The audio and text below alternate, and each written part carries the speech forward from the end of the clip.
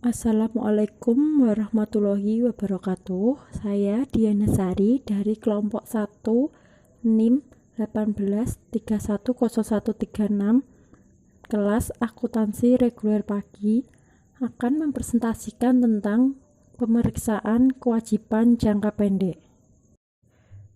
Pengertian kewajiban jangka pendek.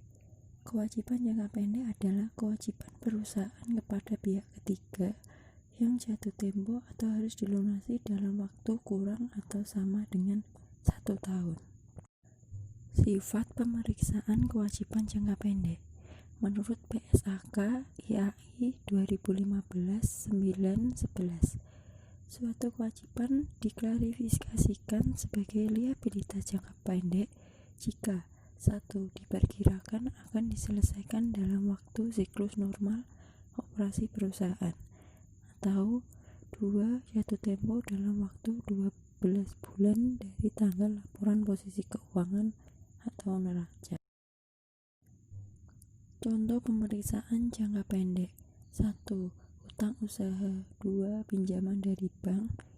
3. Bagian dari kredit jangka pendek yang jatuh tempo dalam waktu kurang atau sama dengan 1 tahun. 4. Utang pajak. 5. Biaya yang harus dibayar. 6. Voucher payable. 7. Utang dividen. 8. Pendapatan yang diterima di muka. 9. Uang muka penjualan. 10. Utang pemegang saham. 11. Utang leasing atau kewajiban sewa yang jatuh tempo 1 tahun yang akan datang. 12. Utang bunga. 13. Perusahaan afiliasi. Tujuan pemeriksaan kewajiban jangka pendek. 1. Memeriksa apakah terdapat internal kontrol yang baik atas liabilitas jangka pendek. 2. Kewajiban jangka pendek yang tercantum di neraca didukung oleh bukti-bukti yang lengkap dan berasal dari transaksi yang betul-betul terjadi. 3. Semua kewajiban jangka pendek perusahaan sudah tercatat per tanggal laporan posisi keuangan atau neraca. 4. Kewajiban leasing, jika ada, sudah dicatat sesuai dengan standar akuntansi sewa guna usaha. 5. Biaya bunga dan biaya terhutang dari hutang jangka pendek telah dicatat per tanggal neraca. 6. Biaya bunga hutang jangka pendek yang tercatat pada tanggal neraca betul telah terjadi, dihitung secara akurat dan merupakan beban perusahaan.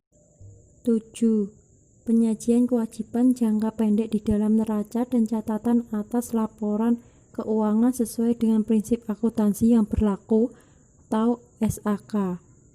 8. Accurate expenses, jumlahnya reasonable atau masuk akal atau wajar atau tidak, dalam arti tidak terlalu besar dan tidak terlalu kecil.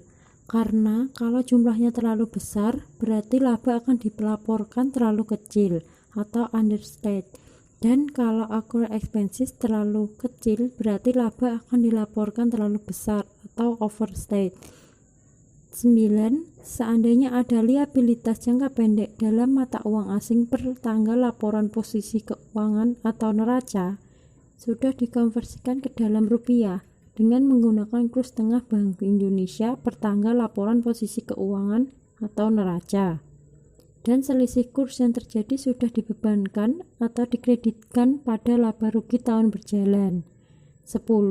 Semua persyaratan dalam perjanjian kredit telah diikuti oleh perusahaan sehingga tidak terjadi bank default.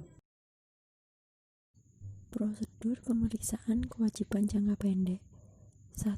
Pelajari dan evaluasi internal kontrol atas kewajiban jangka pendek. 2. Minta rincian dari kewajiban jangka pendek, baik hutang dagang maupun kewajiban lainnya, kemudian periksa penjumlahannya atau voting, serta cocokkan saldonya dengan saldo hutang di buku besar atau controlling account. 3. Untuk hutang dagang, cocokkan saldo masing-masing supplier dengan saldo menurut subsidiary ledger hutang dagang atau jumlah suppliernya banyak, tidak usah 100%. 4. Secara tes basic atau sampling, Periksa bukti pendukung dari saldo hutang kepada beberapa supplier.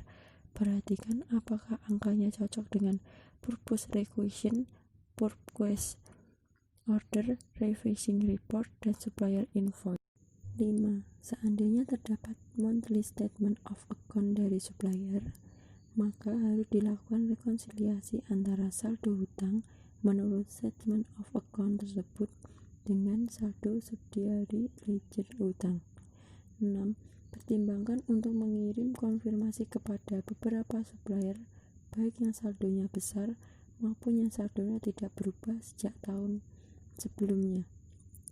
7.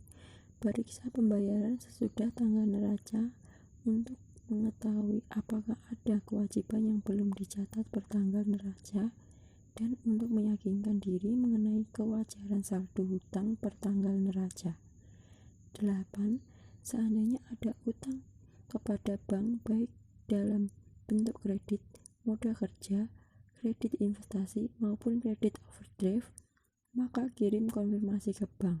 Periksa surat perjanjian kreditnya dan buat ekspert dari perjanjian kredit tersebut, dan periksa otorisasi dari direksi untuk memperoleh kredit bank tersebut. 9. Seandainya ada hutang dari pemegang saham atau dari direksi atau dari perusahaan afiliasi yang harus dilunasi dalam waktu 1 tahun yang akan datang, harus dikirim konfirmasi, periksa perjanjian kreditnya, dan periksa apakah ada pembebanan bunga atas pinjaman tersebut.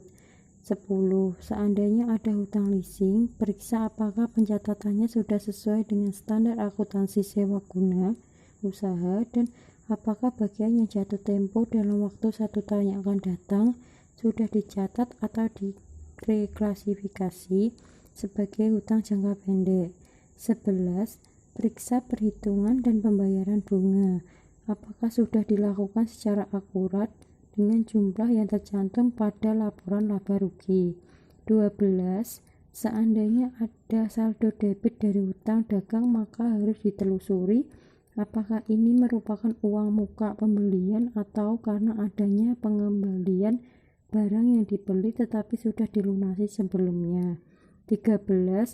Seandainya ada uang muka penjualan pertanggal neraca, periksa bukti pendukungnya dan periksa apakah saldo tersebut sudah diselesaikan di periode berikutnya, misalnya dengan mengirimkan barang yang dipesan oleh pembeli.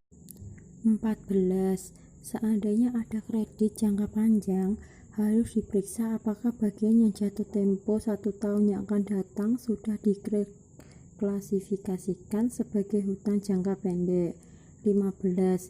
Seandainya ada kewajiban dalam mata uang asing, periksa apakah saldo tersebut bertanggal neraca telah dikonversikan ke dalam rupiah dengan menggunakan kurs tengah Bank Indonesia pertanggal neraca, dan selisih kurs yang terjadi dibebankan atau dikreditkan pada laba rugi tahun berjalan. 16. Untuk hutang PPh 21 dan PPN, periksa apakah hutang tersebut sudah dilunasi pada periode berikutnya. 17. Periksa dasar perhitungan accrued expenses yang dibuat oleh perusahaan, apakah sudah konsisten dengan pasar perhitungan tahun sebelumnya. Selanjutnya itu diperiksa pembayaran sesudah tanggal neraca. 18. Periksa notulen rapat direksi, pemegang saham, dan perjanjian-perjanjian yang dibuat perusahaan dengan pihak ketiga untuk mengetahui apakah semua kewajiban yang tercantum dalam notulen dan perjanjian tersebut sudah dicatat bertanggal neraca. 19. Kirim konfirmasi kepada penasehat hukum perusahaan. 20. Periksa apakah penyajian kewajiban jangka pendek di laporan posisi keuangan atau neraca dan catatan atas laporan keuangan sudah dengan standar akuntansi keuangan atau BSAK. Demikian presentasi dari saya. Sekian dan terima kasih. Wassalamualaikum warahmatullahi wabarakatuh.